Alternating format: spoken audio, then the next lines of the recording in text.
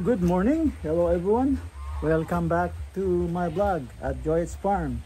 Mga ka-BSK, ito mapagpalang maulan na araw sa atin lahat. Ayan, at medyo pumapatak na yung ulan, mga ka-BSK. Ayan, ambon-ambon pero namumuo ang dilim, alaki. Ayan, papakainin muna natin yung yung ating mga alaga at yung ating kasama hindi napapasok. Yan. Pero marami naman siya nagawa. Kaya lang talagang may trabaho siya, kaya lang nangailangan tayo noon kaya siya pumasok. So, yun. Kaya yun, lumuwas na ng Maynila. Opportunity, baka doon siya yumaman, di ba? So, okay lang. Ngayon, tayo magpapakain ng mga alaga ngayon. Tara, apurahin ko hanggat di lumalakas ang ulan. Ayan, mga ka-BSK, lakad tayo. Punta tayo sa kulungan ng manok. Mga manok, ayan, huwag muna sana lumakas yung ulan. Parang Jawa muna. Kada hakbang ko, umuulan ka. Pag ako, tatawagin ko si Rara. Shoutout dyan, Rara Gonzales. Ayan, shoutout sa kanya. At dapat tawagan yan para minto ulan dito eh. Dito tayo, Miss Rara Gonzales sa ating farm. Papakainin natin yung mga manok. Wala yung kasama natin, umalis na. Naghahanap tayo kung sino man ang interesado na magtatrabaho at maging artista.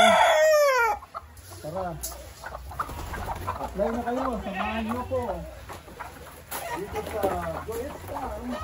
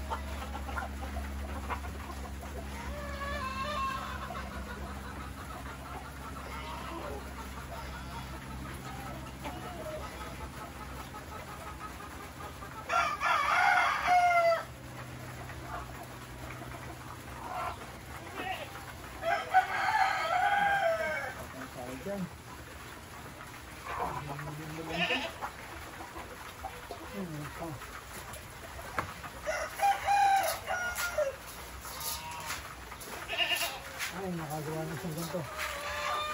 Kaya ano itong isa nila.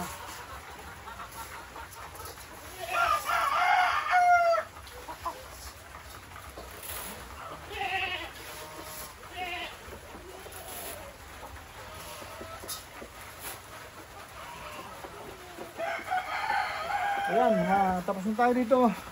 Bilisan natin. Kailan natin umabante. Yun. Yung naghintay sa atin yung mga yun. So, dito tayo. Palabas na. Ayan, pasok naman tayo rito. Sa malaking kulungan. Para sa mga ducks. At mga pabo. Ayan.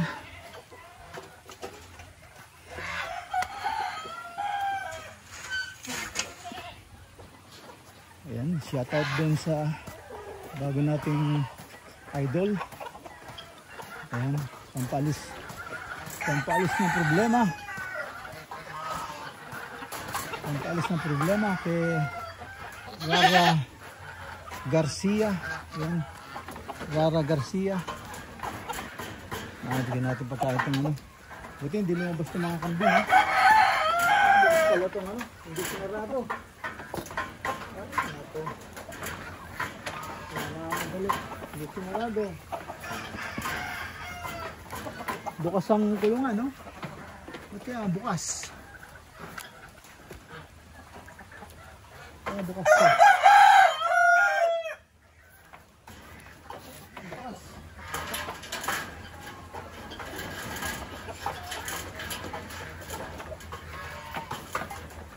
Ay, naku, bukas.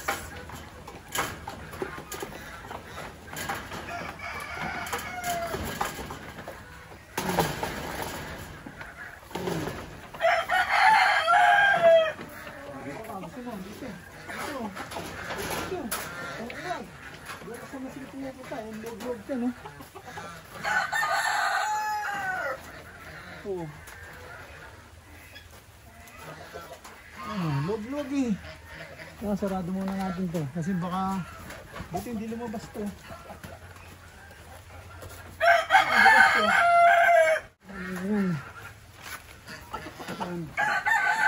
Nagmamadali yan, no? Nagmamadaling kumain, no? Yung mo, nagmamadali. Tinitignan niya yung mga... Diba? Tinitignan niya yung mga kasama niya kung meron pa. Para dadambahin niya dun.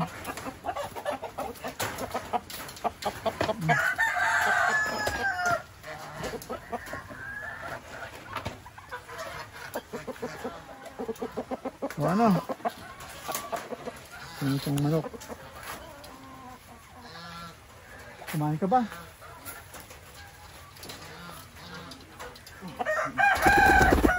Huwag ka na lumipad.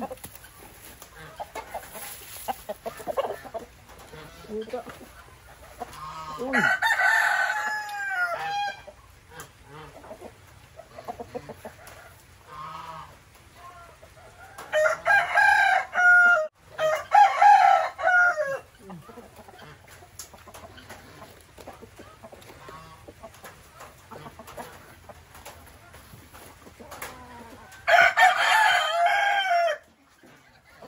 Yes, bigyan na tayo ng ano. Bigyan na tayo ng pagkain ng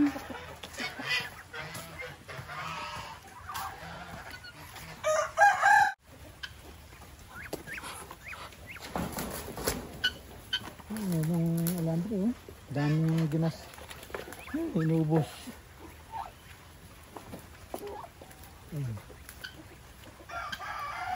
Ano ba to? Tatanggalin.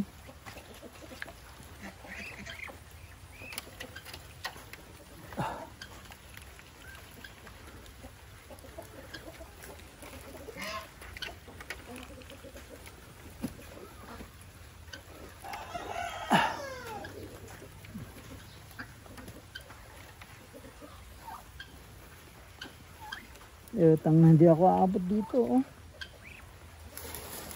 Inak ng tete. Ano ba itong ginawa nito? Hindi aabot.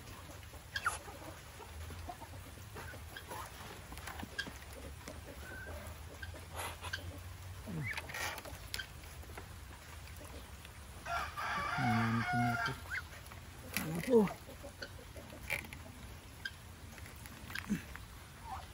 Ay, nako.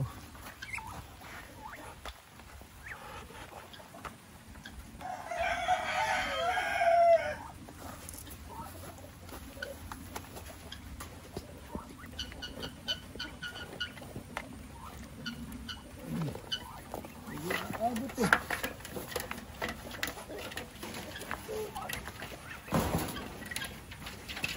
Ay, masakit na pa ako. Ay, nako.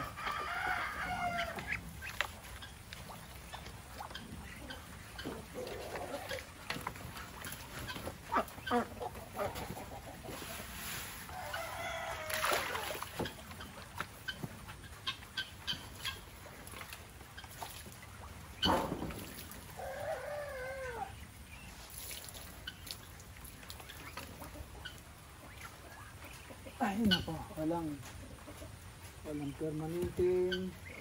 Ayan. Ay, kailangan magawa. Lalo naghirap.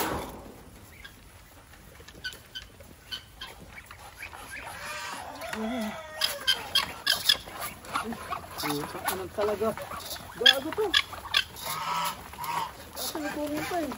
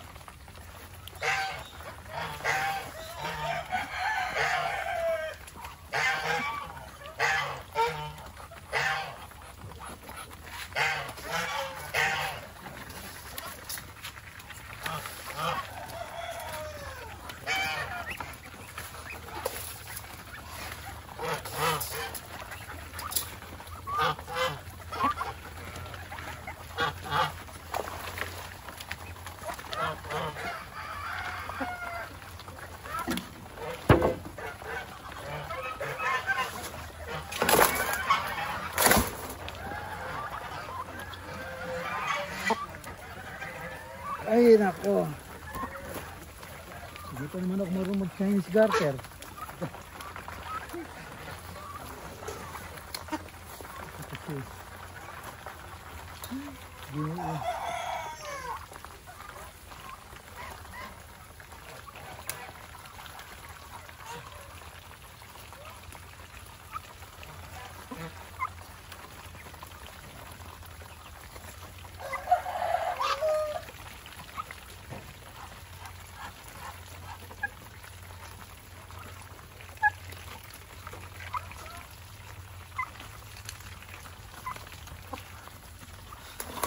Yan. Ay, yan.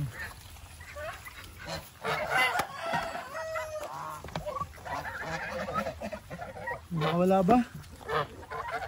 Huwag kayong alis. Ano ba?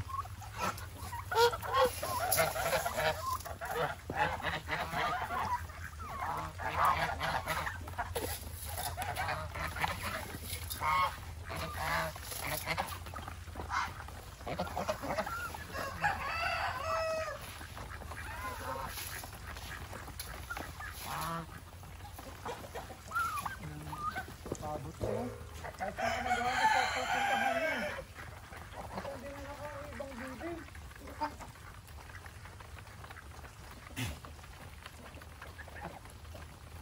Hindi na ako ang ibang bibi.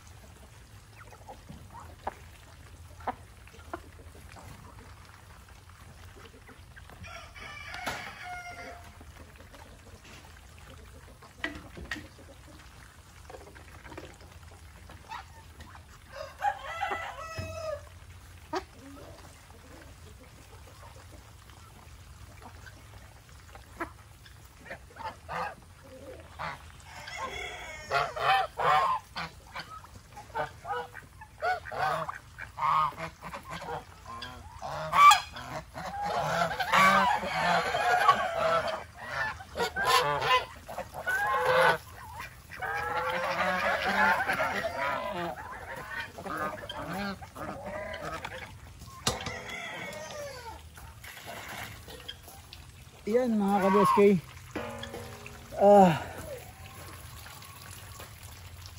Tapos na. Bigyan ko na inumin itong mga bibi.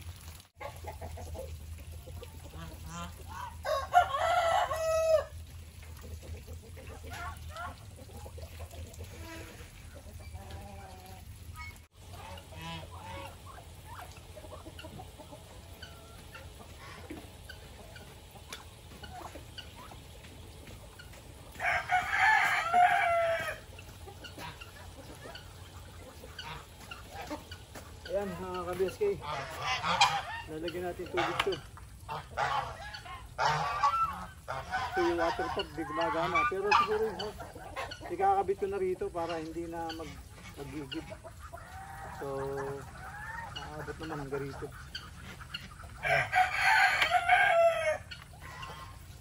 Sasaksak na lang dun.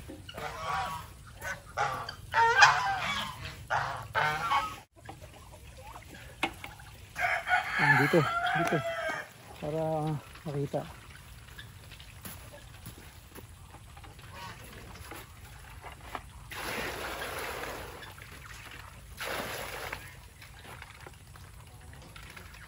Yan.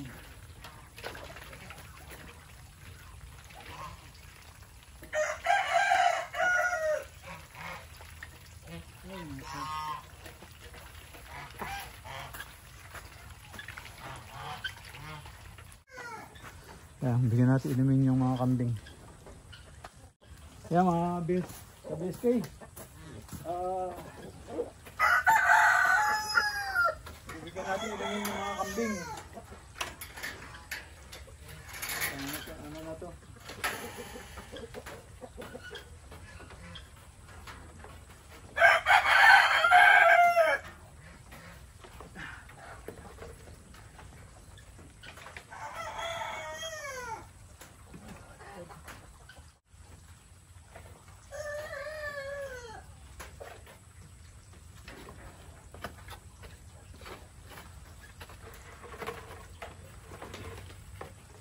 Yan, lalagyan natin ng inumin.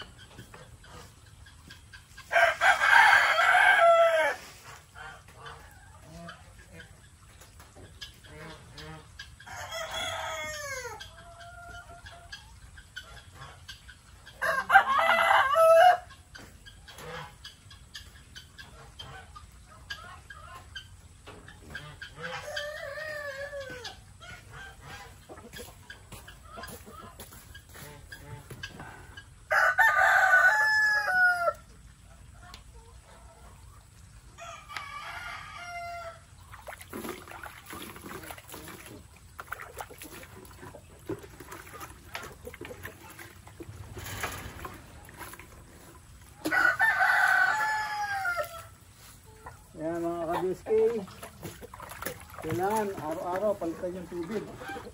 Yung inumin nila.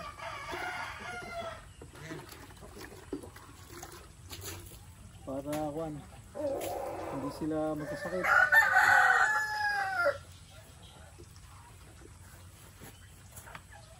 Ayan.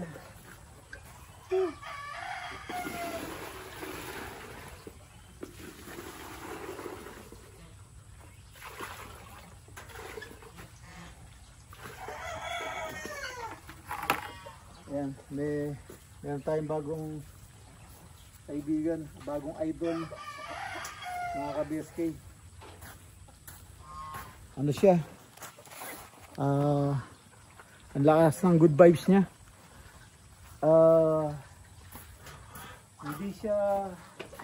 Parang hindi siya marunong magalit. Ano siya, palabiro, tag dito. Malakas siya sa makay, hindi siya basta ano. Yeah. Yung mga galawan niya, mawawala yung mawawala yung stress mo, mapapangiti ka niya. Yun, yun lang, siya. Galing. Yung viewers niya, laki, hindi nagbabago, bababa, tataas bigla, tapos bababa na naman. Na natural. Kasi ang daming pumapasok. Hindi nga niya nalalagyan ng moderator kaya shout out sa'yo at thank you Ra Garcia. Yun, at nabigyan mo ko ng moderator. Thank you very much. Basta sigaw mo lang laging pangalan ko para mawala ang ating problema. Ayun, sabi nga niya, mga salitaan yung mga ganun. Tindi. Shout out sa'yo, Ra Garcia. Ayan. Yan na. Ano yan? Good vibes. Yan.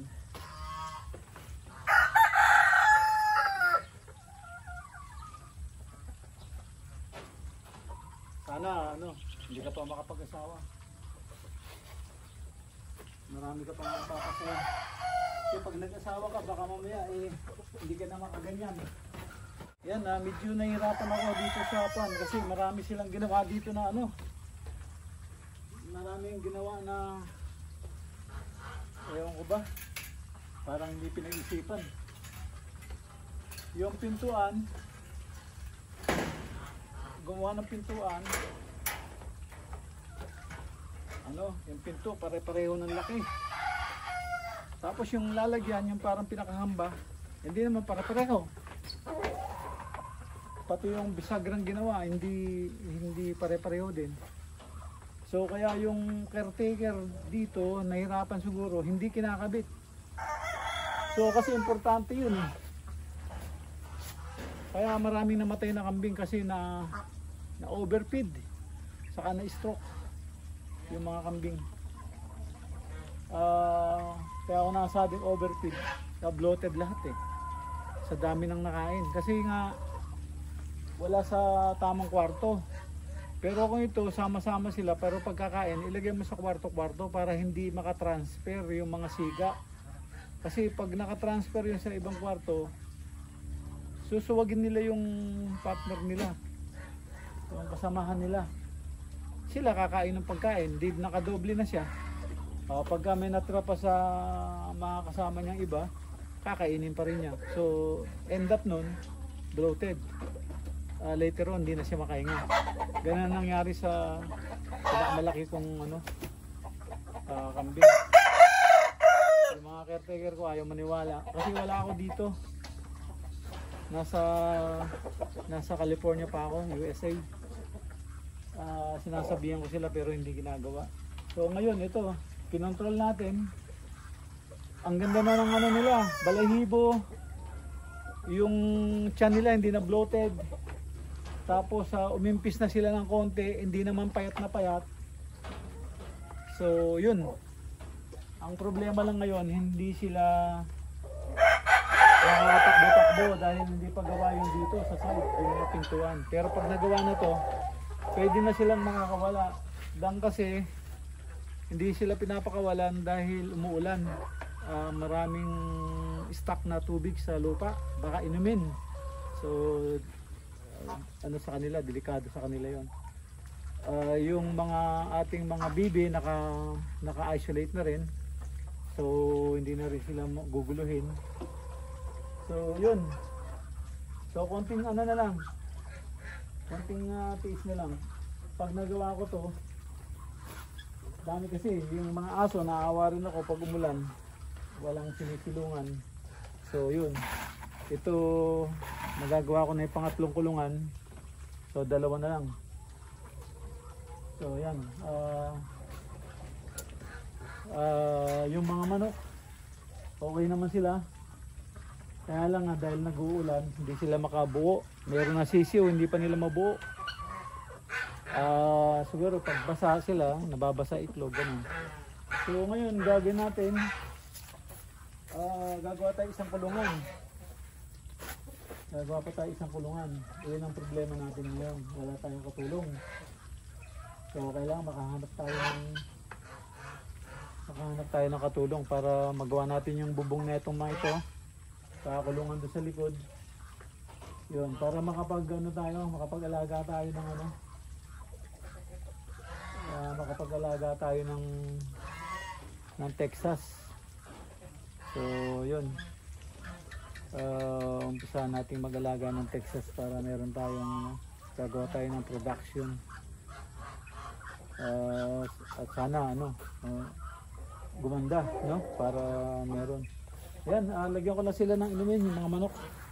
Tapos labas na tayo, doon na tayo pupesto, doon sa ginagawa natin doon sa terrace. Tapos na tayo sa kanila.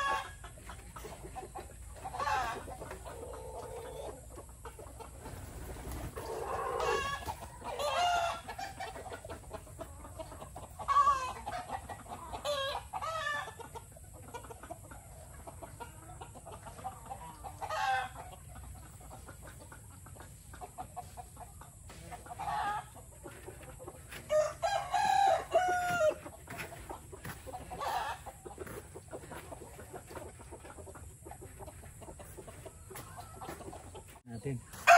Kuha kasi ng pagkain. Hindi ko na i-video kasi paminsan na limited ako. Kuha ko na lang siyang pagkain. 346 minutes later.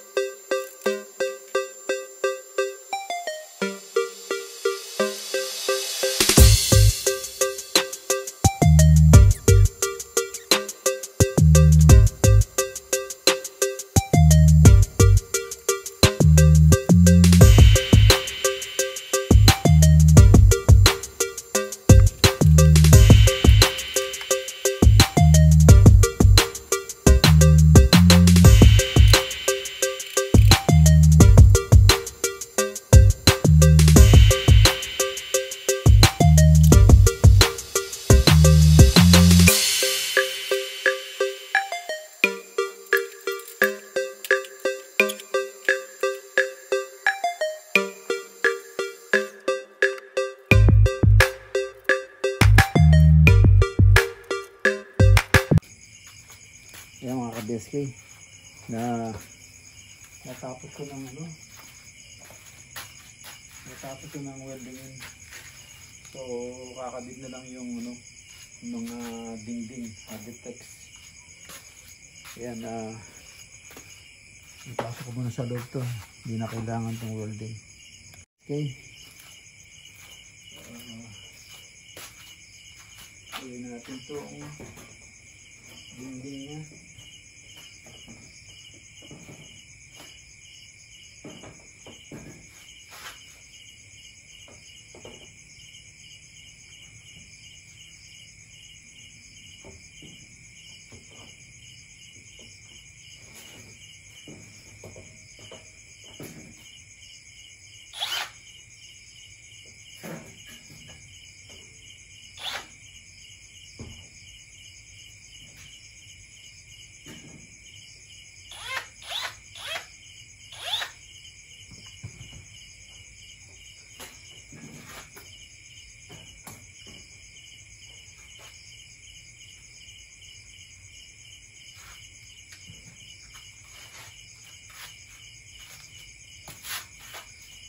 Yung mga ka-BSK.